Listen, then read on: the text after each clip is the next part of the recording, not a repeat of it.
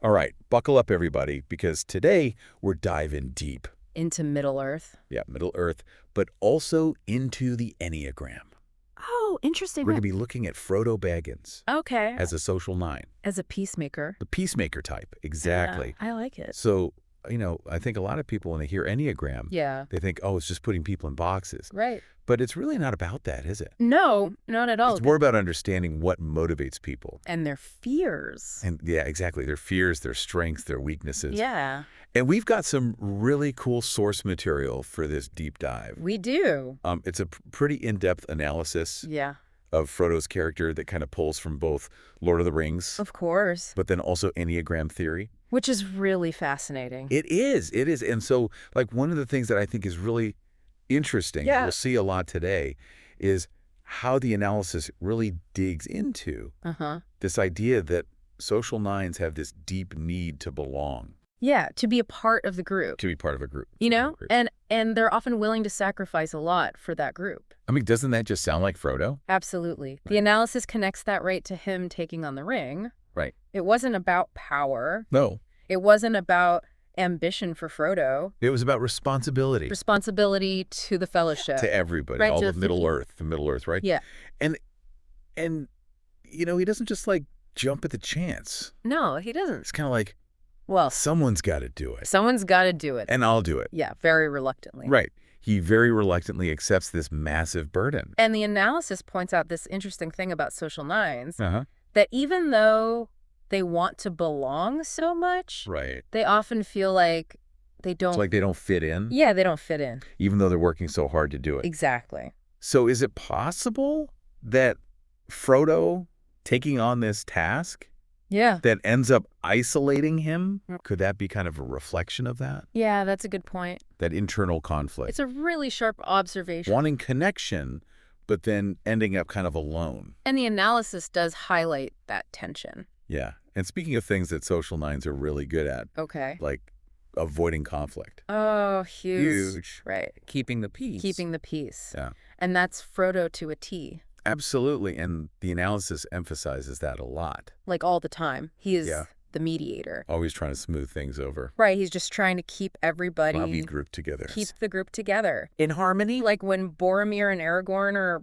about to, like, Oh, yeah. go at it, Yeah. Frodo steps in, and he doesn't take sides. Right. He just Yeah. focuses on what's important. It's a mission, The mission, right? which is really interesting. And you know what else is interesting? What's that? The source material actually uses Frodo's relationship with Gollum.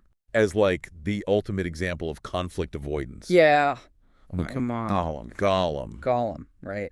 Even Sam is like shady character. This guy is bad news. Bad news. But Frodo sees something else, He does. doesn't he? He really does. And I think the analysis even calls that out. Yeah, as Like, yeah. you're seeing the good in Gollum, Right. The potential for good, even when there doesn't seem to be any. and it's irrational. Right. I mean, how often are we going to choose compassion Over confrontation. over confrontation when it's putting us at risk? Right. That's the thing. And that just shows how much Frodo Values relationships. values those relationships And harmony. and harmony. Even when it's not easy. Not easy or safe. Not safe at all. Right. And that kind of leads us to something else No. that the analysis talks about, which is this right. idea that a lot of social 9s Hmm? have this hidden sadness. A sadness, really. Yeah. And it's not always obvious. Not our... Right. But it's there. Interesting. Yeah. I think we all probably know Yeah. something like that, right? Yeah, seems really cheerful. Yeah. But underneath, there's this... Will of sadness Yeah. that they don't burden anyone with. Wow. And the analysis really connects that Uh-huh. to Frodo's journey. Okay. I mean, think about it. He goes through Yeah. so much So much physical pain. loss, A weight of the ring. the weight of the ring. Right. And he very rarely Complains. right? Yeah, He just keeps going. he does. And he pushes down all of his own stuff Wow. just to keep the group going. That's powerful. And that's where it gets interesting, you know, Mhm. because even though he's pushing all that down, Yeah. it does come out. It does. After the ring is destroyed. Exactly. Yeah, when he goes back to the Shire, Right. he thinks everything's going to be fine. Yeah, peace and healing. But it's not. No, it's not. And I wonder if that's part of... The analysis suggests that could be because social nines, they focus so much on other people that they kind of forget about themselves. Like they neglect their own needs. Yeah, their own emotional needs. It's like he saved Middle-earth. Yeah. But lost himself. In a way, yeah. And the source material talks about this too. That social nines often overwork and neglect their own well-being. I mean, I think we all have that friend. Totally. Who just constantly going and going. Always putting everyone else first. And never taking time for themselves. Classic social nine. Classic social nine, right? Yeah. But doesn't the analysis also say that? It does. It says that. That can actually be... kind of detrimental. Detrimental to the group. Yeah, in the long run. It's like that irony. Yeah, it's ironic. That by being so selfless, you're actually... hurting yourself. Hurting yourself. And maybe even the group. Exactly, because you burn out. You burn out, and then you can't help anyone. You can't be there for the people that you want to be there for. That's so interesting. It's a delicate balance. It is a delicate balance. Yeah, for social nines. And let's talk a bit about Frodo's leadership. Okay. Because he's not... He's not the typical hero. No, he's not like... charismatic. The super charismatic, take charge, leader. Right. But what's interesting is that the analysis actually points to that as being... a really good example. A really good example. Of how social nines lead. How they lead, which is... It's not about... not about power. Power or control. It's about serving. Serving. He's literally in the trenches. He is. With everyone else carrying the heaviest burden. Yeah, but not complaining about it. Not complaining about it at all. Just quietly serving. Right. Leading by example. Well, you know what else I think is really interesting? What's that? About this whole, idea of how social nines lead is that it really connects to the values of the fellowship. How so? Courage, compassion. Yeah. Commitment to the mission. Right. Like Frodo embodies all of that. He does. He's the glue that's holding it all together. He really is. Even though he's not not making a big deal about it. Yeah, not flashy about it.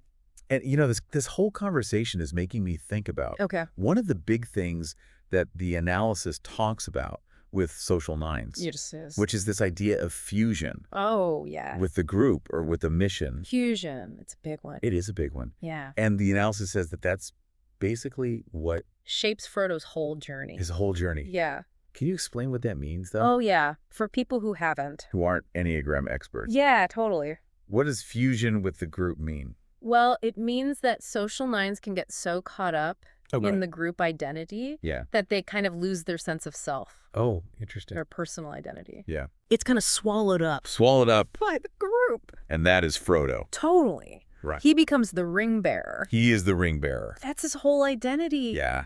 His whole existence revolves around that. So then when the ring is destroyed, oh man, and the mission is complete, he's kind of lost. It's like a part of him is missing. Right. And the analysis points out that's the risk. The risk of losing yourself. Yeah. You give so much to the group. Right. Or to the mission. That you forget who you are. You forget who you are when it's over. Wow. Yeah.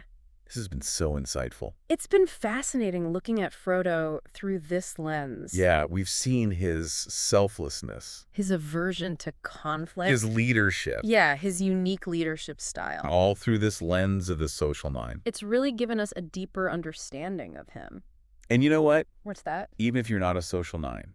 Yeah. I think there's something here for everyone. It's all about finding that balance. Right. Between giving to others and taking care of ourselves. And realizing that our weaknesses are not careful. Okay, well, we're going to wrap things up in our last part. Sounds good. But get ready for a big what-if question. Oh, I love what-if questions. That is going to blow your mind. Mm-hmm.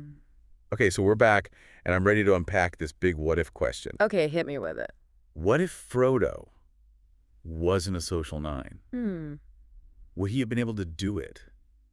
Do what? Carry the ring. Carry the ring. Oh, wow. Complete the mission. Yeah.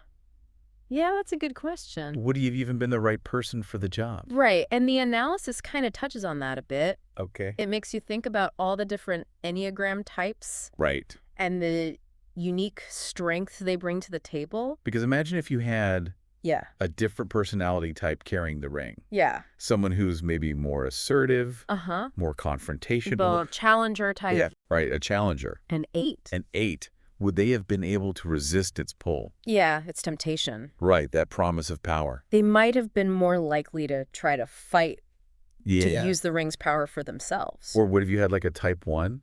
A reformer. A reformer, right? Yeah. They're all about justice. Right and wrong.